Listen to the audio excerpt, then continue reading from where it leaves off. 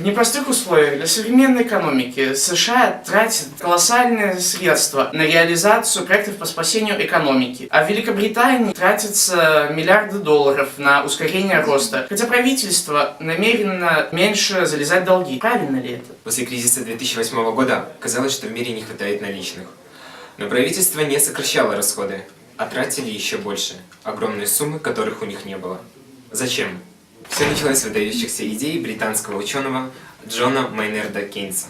Кейнсианство возникло как реакция на неспособность неоклассической теории дать ответ на вопросы о причинах циклического кризиса и о путях стабилизации экономики. Начало радикальных взглядов Кейнса было положено после Первой мировой войны. В 1919 году он принял участие в Парижской конференции, на которой был подписан Версальский мирный договор. Кейнс выступил с резкой критикой этого договора, считая непомерные репрессионные требования к Германии и ложную экономическую блокаду к Советской России.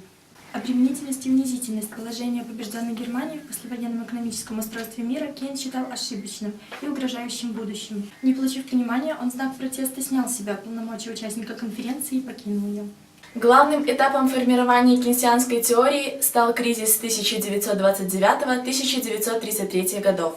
Попадание мировой экономики в 1929 году в фазу циклического спада, а также финансовый крах 1931 года нуждались в радикальных изменениях в экономической политике государств. Сочетание научной работы и практической деятельности позволило Кейнсу углубить собственное представление о невозможности саморегулирования экономики и усилению роли государства в экономических процессах. Вслед за рядом статей и памфлетов на эту тему в 1936 году выходит главный труд Джона Мейнарда Кейнса «Общая теория занятости, процента и денег».